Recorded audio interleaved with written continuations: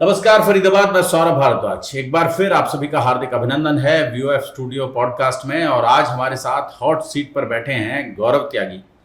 पेशे से किसान हैं और पूरे देश में एक अलख जगाने के लिए निकले हैं। पूरे देश में चाहते हैं कि ऑर्गेनिक जो किसानी है, खेती है, उसको बढ़ावा मिले और लोग शुद्ध खाएं और लोग शुद्ध उगाएं। उसके लिए स्टूडियो पहुंचे हैं। पूरे देश में निकल रहे हैं, कश्मीर से लेकर कन्याकुमारी तक। आज फरीदाबाद पहुंचे हैं और फरीदाबाद में वीओएफ स्टूडियो आज यहाँ पहुंचे हैं। सबसे पहले तो स्वागत है आपका गौरव जी हमारे इस खास पॉडकास्ट में। फरीदाबाद पहुंचने पर भी हार्दिक अभिनंदन है, स्वागत है। थोड़ा सा अपने बारे में बताएं। धन्यवाद सर, ये मौका देने के लिए। मेरा नाम गौरव त्यागी है और मैं कई सालों से ऑर्गेनिक खेती कर रहा हूँ अपने पिता के साथ मिलकर। और मैं उत्तर प्रदेश का रहने वाला हूँ और मैंने पदयात्रा शुरू की है 26 जून 2025 को लाल चौक श्रीनगर से, और आज मेरा 40वां दिन है। लगभग 950 किलोमीटर मैं चल चुका हूँ अब तक। और इस पदयात्रा का नाम है भारत अन्न शुद्धि पदयात्रा। जैसा कि शब्दों से भी स्पष्ट हो रहा है कि इस यात्रा का एक ही उद्देश्य है कि देश में सभी को शुद्ध भोजन मिले। इसी के लिए हम ये पदयात्रा कर रहे हैं। मैं गांव-गांव चल रहा हूँ, शहर-शहर जा रहा हूँ। मैं किसानों से बोल रहा हूँ कि आप अपना सामान खुद बेचना शुरू करिए ताकि आपको अतिरिक्त आमदनी हो, लोगों को शुद्ध भोजन मिले। हम लोगों को प्रोत्साहित कर रहे हैं कि अगर आपके पास बड़ी ज़मीन है किसानों के पास, तो उसमें से 1/10वें हिस्से में से 1/5वें हिस्से में से आप वैसी खेती करना शुरू करिए जिससे केमिकल स्प्रे का इस्तेमाल जिसमें ना होता हो। क्योंकि आजकल ऐसे भी बहुत सारे किसान हैं। अभी जून के महीने में, मई के आखिर में हमारे यहाँ एक 23-24 साल के किसान की डेथ हो गई स्प्रे करने के दौरान। बहुत सारे किसान बेहोश हो जाते हैं। ये भी एक उसका पहलू है। लेकिन गौरव जी, बहुत सारे किसान इस तरह की खेती कर ही रहे हैं जी। आमतौर पर। वो जो शुद्ध उगाते हैं, जो गोबर की खाद से उगाते हैं, वो अपने और अपने परिवार के लिए उगाते हैं। बाकी आम जनता जनार्दन के लिए वो जो फर्टिलाइज़र के साथ, जो यूरिया और डीएपी के साथ, जो केमिकल वाली खाद के साथ जो फसल आती है, वो पूरे देश के लिए छोड़ देते हैं। जी, आप सही कह रहे हैं। ऐसा नहीं है कि सारे के सारे किसान ऐसा कर रहे हैं। अब तो किसान भी, मतलब उन्हें भी इतना आदत हो गई है कि उन्हें भी पता है कि वो जहर खा रहे हैं। जो वो खुद के लिए खेती कर रहे हैं, वो वही वाली खेती कर रहे हैं जिसमें पेस्टिसाइड, डीएपी या बहुत सारी हानिकारक दवाइयों का इस्तेमाल हो रहा है। तो लेकिन ये समाधान नहीं हो सकता। अब अगर हम ये सोच के चलेंगे कि इसका कोई समाधान ही नहीं है और 140 करोड़ लोग। हरित क्रांति से पहले जी भारत में जैविक खेती होती थी जी और भूखे मरते थे लोग, अनाज नहीं होता था। उसके बाद हरित क्रांति आई और ये निश्चय किया गया कि देश में हर व्यक्ति को कम से कम अन्न मिले। तो जो केमिकल वाली खाद है वो डालकर कैसे भी करके हमें इतना अन्न उत्पादन करना है कि हम अपने देश में लोगों को भूखा ना मरने दें। उसके बाद ये खेती शुरू हुई और जैविक खेती लगभग मरती चली गई। लोगों ने पशु पालने बंद कर दिए, लोगों ने उनके गोबर को खाद के रूप में इस्तेमाल करना बंद कर दिया। अब बड़ी समस्या ये है कि हरित क्रांति जब से शुरू हुई और आज तक आबादी, आप समझ लें, 1-1.5 गुना बढ़ चुकी है उस समय से। और देश में इस समय लोगों की भूख पूरी करने के लिए, लोगों की जो आवश्यकताएं हैं उन्हें पूरी करने के लिए बहुत सारा अनाज चाहिए। 140-150 करोड़ लोग हैं। तो कैसे संभव होगा जैविक खेती के माध्यम से कि ये सारी की सारी जनता जो है वो अन्न ले पाए? देखिए, एक तो ये बहुत बड़ा मिथ है कि बस सिर्फ जो हमारा उत्पादन हमने बढ़ाया है, ये सिर्फ हमने यूरिया और पेस्टिसाइड के इस्तेमाल से ही बढ़ाया है। आप देखेंगे तो पाएंगे उस बीच में बहुत सारा ऐसा भी क्षेत्र हमने ऐसा निकाला जहाँ बुआई होती ही नहीं थी। अब बहुत सारे ऐसे क्षेत्रों में, नए नए क्षेत्रों में बुआई होने लगी है। पहले बहुत सारा एरिया ऐसा होता था हर गांव में जहाँ पर कोई खेती नहीं हो रही थी। तो उसको भी हमें कंसिडर करना चाहिए कि बुआई का क्षेत्र भी बढ़ा है। सिर्फ यूरिया पेस्टिसाइड से ही नहीं बढ़ा है उत्पादन, तो बुआई का क्षेत्र भी बढ़ा है। ये भी हमें समझकर चलना होगा।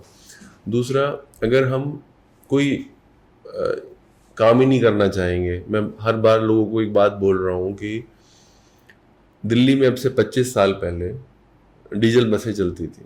और मैं जब दिल्ली आता था तो मेरा पूरा चेहरा एकदम काला हो जाता था। जब हम शाम में रुमाल से साफ करते थे तो रुमाल काला हो जाता था।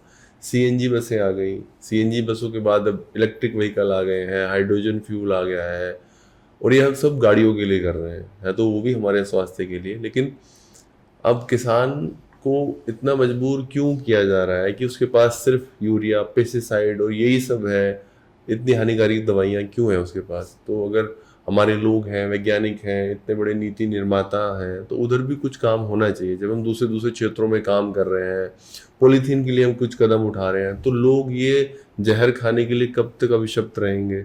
लोग बोलते हैं कि कैसे होगा, इतनी आबादी कैसे खाएगी? मैं ये थोड़ी कह रहा हूँ कि पूरे देश को जैविक बना दीजिए एक ही बार में। हम ये कह रहे हैं शुरुआत तो होनी चाहिए, शुद्ध भोजन। त्यागी जी, आप जा रहे हैं, लोगों के बीच जा रहे हैं, तो किन किन लोगों के बीच जा रहे हैं?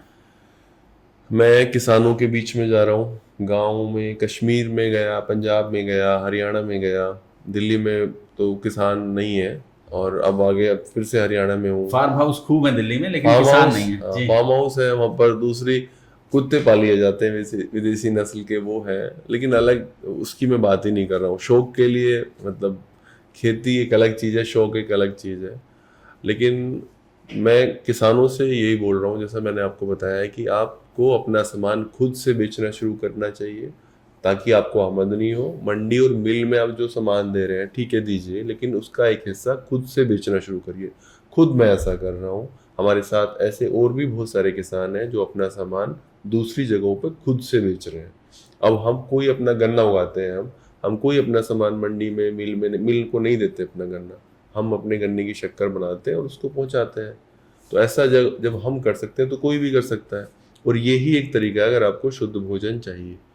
और जैसा लोग बात कर रहे हैं जैविक की या केमिकल वाली खेती की, ये सिर्फ एक पहलू है। देश भर में मिलावट तो बहुत तरीके से है ना। घी में चर्बी मिल रही है, सरसों में पाम ऑयल मिल रहा है। किसान के पास चर्बी थोड़ी है मिलाने के लिए, ना उसके पास पाम ऑयल है मिलाने के लिए। हम ये कह रहे हैं कि आप कम से कम एक प्रोडक्ट के साथ तो शुरू करिए एटलीस्ट। और जैसे लोग बोल रहे हैं कि हमें ये खाना पड़ेगा, तो आप ये समझिए हमारा पेट डस्टबिन नहीं अभी है। मैं पीछे कहीं पढ़ रहा था और वो वायरल भी हो रहा था कि मुंबई की जो सेलिब्रिटीज़ हैं वो एक ख़ास गौशाला से दूध लेते हैं, और वो जो गौशाला है उस गौशाला में जो पशु हैं, गाय हैं, उन गायों को खिलाने के लिए जो चारा आता है वो चारा भी जैविक चारा होता है। और वहाँ दूध की कीमत जो है वो थोड़ी सी ज़्यादा है। ज़्यादा मतलब इतनी ज़्यादा कि अतिरिक्त पैसा देना पड़ता है लोगों को, जो आमतौर पर बाज़ार में दूध की कीमत उपलब्ध होती है, जिस कीमत पर दूध उपलब्ध होता है आमतौर पर बाज़ार में, उससे कहीं ज़्यादा पैसा लोगों को वो दूध पाने के लिए देना पड़ता है। ऐसे में जो जैविक खेती होगी और हो भी रही है, वो केवल और केवल अमीर लोगों के लिए, या उसके लिए जो अतिरिक्त पैसा दे पाएगा। तो हम इस पर भी बात कर रहे हैं लोगों के साथ, और लोगों को संदेह है इस पर कि ये तो एक अलग तरीका, एक बाजार खड़ा हो जाएगा जो सिर्फ अमीर लोगों की बात करेगा कि वही जैविक खा सकते हैं।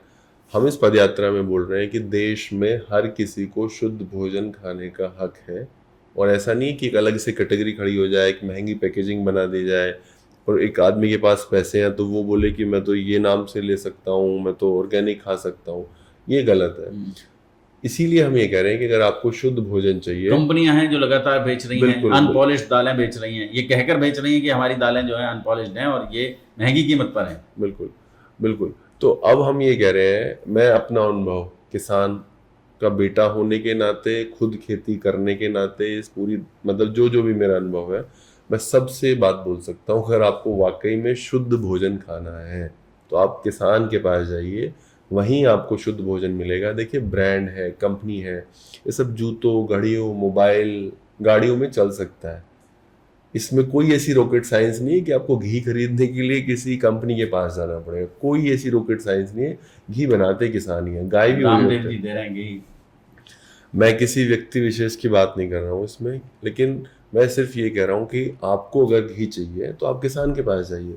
किसान अपना घी 800-1000 रुपये में भी बेचने को मजबूर है। आप 2000 रुपये में चर्बी वाला घी खा रहे हैं, 3000 रुपये में चर्बी वाला घी खा रहे हैं, कोई गारंटी नहीं है ना। अभी आप यहाँ से निकलकर बल्लभगढ़ जाएंगे जी, तो बल्लभगढ़ में 150 और 250 रुपये में भी आपको शुद्ध घी उपलब्ध है। और दावे के साथ कि आप इसको नकली सिद्ध कर दें या आप सिद्ध कर दें कि ये घी नहीं है, देसी घी नहीं है, तो वो आपको पैसा भी देंगे। बिल्कुल। तो मैं यही कह रहा हूँ कि जो बहुत सारे तरीके हैं चोरी करने के, लैब टेस्ट, अड़गम, इतने सारे नामों से, और उसको सत्यापित भी कर दिया जाएगा। कई बार ऐसा हो सकता है कि आपका असली घी है, आप किसान हैं, और हो सकता है कोई पैरामीटर फिट ना बैठ रहा हो, लेकिन नकली घी में उससे ज़्यादा अच्छी खुशबू आपको मिल सकती है देखने के लिए। इसका आसान सा, सीधा सा, सिंपल सा रास्ता है कि आप अपना फैमिली फार्मर चुनिए। आपके पास फैमिली डॉक्टर है, फैमिली सीए है, फैमिली वकील है, प्लीज़ आप अपना फैमिली फार्मर चुनिए। एक यही रास्ता है, क्योंकि अगर आप किसान को अच्छे पैसे देंगे, वाजिब पैसे देंगे, उसकी मेहनत का पैसा देंगे, वो आपको खुद से ज़्यादा अच्छा अन्न भोजन खिलाएगा। कैसे चुना जाएगा? हम अपने जीवन में बहुत सारी फसलें खाते हैं, बहुत तरह के फल खाते हैं। किसान साल में ज़्यादा से ज़्यादा 3 तरह की फसल उगा पाता है। जी। तो कैसे संभव होगा? बहुत सारे किसानों को फैमिली किसान बनाए।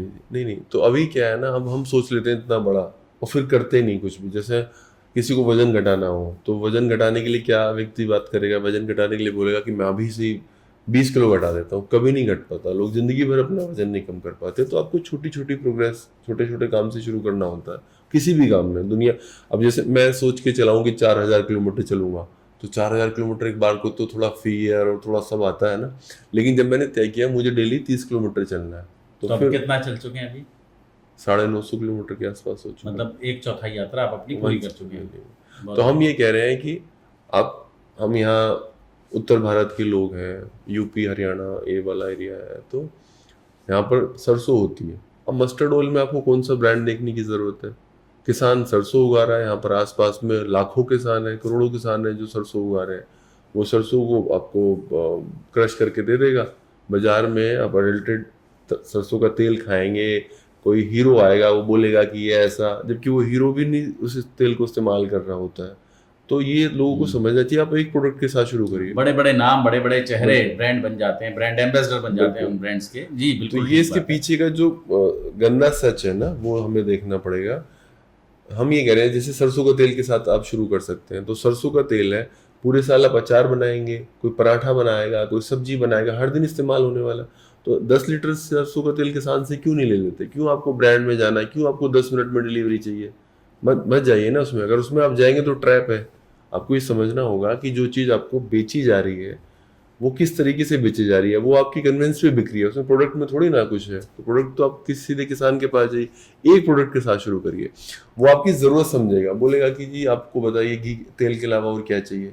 आपने उसे अच्छे पैसे दे दिए, अगली बार बोलेगा ना आपसे कि आपको बताइए तेल के लिए और क्या चाहिए। नहीं तो पैसे हम डिसाइड करेंगे, किसान डिसाइड करेगा? आप दोनों म्यूचुअल अंडरस्टैंडिंग के साथ डिसाइड कर लीजिए, जहाँ उसे तकलीफ ना हो। आज की तारीख में अगर वो 100 रुपये को दे रहा है, उसे लग रहा है मुझे अगर 120 रुपये मिल जाते हैं इसके, तो मुझे मेरे लिए ठीक वैल्यू। किसानों की दशा सुधारने के लिए, खेती की दशा सुधारने के लिए पीछे सरकार, केंद्र सरकार 3 कानून लेकर आई, और उन कानूनों के विरोध में किसान पूरा प्रदर्शन किया। किसानों ने, पंजाब के किसान, हरियाणा के किसान बॉर्डर तक पहुंच गए। हरियाणा के बॉर्डर पर उन्होंने बड़ा प्रदर्शन किया। सरकार को वो कानून वापस लेने पड़े। आपको नहीं लगता कि किसान की जो आर्थिक स्थिति है वो कहीं ना कहीं बाधक है जैविक खेती को बढ़ावा देने के लिए? तो जैसा मैं आपको बता रहा हूँ कि पहले अगर कोशिश करते हैं हमसे अब से 20 साल पहले कि किसी को गुड़ खाना शुरू कर दीजिए, शक्कर खानी शुरू कर दीजिए, सरसों का तेल इस्तेमाल करना शुरू कर दीजिए, तो लोग नहीं मानते उस बात को। क्योंकि लोग तब अलग अलग तरह के रिफाइंड ऑयल, अलग अलग तरह की चीनी, ब्राउन शुगर, ये सब कुछ देख रहे थे। अभी लोगों में खासतौर से कोविड के बाद से एक अवेयरनेस आई है, एक समझ आई है कि हम क्यों ना कुछ पुरानी चीज़ों पर लौटें जो हमारे पूर्वज इस्तेमाल करते थे। खासतौर से जब से लोगों को बहुत सारी बीमारियां होनी शुरू हुई हैं, हार्ट संबंधी या शुगर या बहुत सारी चीज़ें। लेकिन इसका फ़ायदा किसान को नहीं मिल रहा है। इसका फ़ायदा कंपनियां उठा ले जाएंगी, ब्रांड उठा ले जाएंगे, कुछ बहुत अच्छे अच्छे सुनहरी और फैंसी शब्द बेचे जा रहे हैं, ऑर्गेनिक, A2, देशी, ऐसे ऐसे करके। लेकिन अगर आपको सिर्फ, मैं एक मेले में था तो उन्होंने लिख रखा था देसी हर्बल घी। जी, अब घी देसी हर्बल क्या, मतलब घी में हर्बल क्या है? बिल्कुल। अब लोग बताते हैं आके कि घी दानेदार हो, घी खुशबूदार हो, घी पीला हो, घी और इन्फ्लुएंसर बता रहे हैं, जबकि घी घी होता था। हमारी दादी नानी बनाती, घी घी होता था, उसमें से एक नॉर्मल खुशबू आती थी जो होता था। अब ऐसा थोड़ी कि पूरा मोहल्ला महक जाए। अब तो ऐसा हो रहा है कि नकली घी में से ज़्यादा अच्छी खुशबू आती है। जो मेरी गाय का घी है हो सकता है उसमें से कम आए, या वो कुछ कम पैरामीटर पे पास हो। जो नकली घी है वो सारे पैरामीटर पे आपको पास मिलेगा, लैब टेस्टेड मिलेगा। लेकिन ये समझना होगा लोगों को, तभी हम कह रहे हैं कि लोगों के पास जाइए। और किसानों के लिए अच्छा समय इसलिए है क्योंकि अब एक लोगों में समझ आई है कि कुछ प्रोडक्ट पे लौटना चाहिए। अब से पहले अगर किसान कोशिश करता कि मैं किसी को सरसों का तेल बेच सकता हूँ, तो लोग नाक मुंह सिकोड़ लेते थे, इस्तेमाल करने से बचते थे। लेकिन अब लोग सरसों का तेल घर में इस्तेमाल कर रहे हैं, गुड़ का इस्तेमाल कर रहे हैं, लेकिन उस पूरी पिक्चर में किसान नहीं है। तो हम ये कह रहे हैं उस पिक्चर में किसान होना चाहिए, क्योंकि वही तो उगा रहा है। अब फिर इसको किसान से छीन लिया जाएगा किसी ब्रांडिंग के नाम पे, किसी कंपनी के नाम पे, कोई हेल्थ के नाम पे, तो उसमें किसान जरूर होना चाहिए। और हम इसीलिए बोल रहे हैं, जो किसानों के बच्चे हैं खास तौर से हम उनसे बोल रहे हैं कि आप बाहर जाकर जॉब कर रहे हैं, आप अपने गांव से ही शुरू कर दीजिए। एक प्रोडक्ट को बेचना शुरू करिए। आपके पास मोबाइल है, मोबाइल से ही आपको सब बेचा जा रहा है। इस मोबाइल को अपना हथियार बनाइए। और गाँव में मैं किसानों के बच्चों से बात करता हूँ, वो सब बोलते हैं कि हाँ जी, मैं मोबाइल बना के, वीडियो बना के अपना घी बेच सकता हूँ। और कोई बहुत ये बड़ी रॉकेट साइंस नहीं है। घी तो ऐसी चीज है जो बनता ही किसानों के यहाँ है। कोई कंपनी कैसे बना सकती है घी? और बिलोना, आप देखेंगे आजकल बहुत सारी वीडियो बन रही है कि लोग बिलोना लेके लगे पड़े हैं। किसान भी नहीं कर सकता इतनी मेहनत, तो उसको तो चलाने दीजिए ना आप। अगर वो बिलोना बना रहा है और वो इलेक्ट्रिक रही से बना रहा है तो बनाने दीजिए। बाकी सब एक्टिंग को आप साइड कर दीजिए। मैं लोगों से रिक्वेस्ट करूंगा, आप किसान को चुनिए, ना कि उन लोगों को चुनिए जो किसान बनने की एक्टिंग कर रहे हैं। आपको ये समझना होगा। बहुत बहुत खूबसूरती से आपको वो छल लिया जाता है कि एक किसान बन के कोई आया है और पीछे बहुत सारी गाय चल रही हैं और ये ऐसे बिलोना चल रहा है, तो वो सच नहीं है। अब तो मैं हूँ, मेरी दादी चलाती थी नहीं, लेकिन मेरी मम्मी ने भी चलाई है, लेकिन अब पेन होता है उसको हाथों से ऐसे चलाने में। अब तो काम करने वाले लोग भी नहीं आएंगे। लेकिन उसको वो रंगत मत दीजिए। हम ये बात करें, आपके घर में गाय है, किसी किसान के घर में गाय है, वो अगर इलेक्ट्रिक रही से भी किसी को बिलोना मेथड से दही जमा कर किसी को घी दे दे तो सच्चा है और शुद्ध है। उससे बचिए जो आपको सिर्फ एक्टिंग करके दिखाएंगे और घी कहीं और से लेंगे। तो इसलिए हम बोल रहे हैं कि आप अपना फैमिली फार्मर चुनिए। मैं भी एक संस्था चलाता हूँ, हमने कहीं उसका नाम नहीं ले रहे हैं, ना हमें जरूरत है। हम ये बोले कि अगर शुद्ध भोजन चाहिए तो बस हम ही खिलाएंगे, गलत है ना। तो बाकी सारी चीजों में आप करिए, लेकिन फूड के लिए आपको फार्मर को ही चुनना चाहिए। विदेशों में बहुत ही हो रहा है। फार्मर, बड़े बड़े बाजार लगते हैं, लोग चाहते हैं कि फार्मर से खरीदें। हमें एक छोटी सी ही मात्रा में से ही, एक ही प्रोडक्ट से ही, लेकिन किसान से खरीदने की कोशिश करनी चाहिए। मैं कह रहा हूँ एक प्रोडक्ट तो पकड़ लीजिए। गौरव जी, हमारे स्टूडियो पहुंचने के लिए, हमें समय देने के लिए आपका बहुत बहुत धन्यवाद। बड़ी लंबी यात्रा है आपकी, और यात्रा की अच्छी हो, शुभ हो, इसकी भी हम मंगल कामना करते हैं। आपका बहुत बहुत धन्यवाद, आपने समय दिया। और इस यात्रा के लिए आप जैसे लोग बहुत ज़रूरी हैं, क्योंकि ये मैसेज तभी तक लोगों तक पहुंच पाएगा जब आप जैसे लोग इसको लोगों तक लेकर जाएंगे। बहुत बहुत धन्यवाद। जोड़ेंगे फरीदाबाद आपको ऐसी ही और पर्सनैलिटीज के साथ। बहुत बहुत शुक्रिया।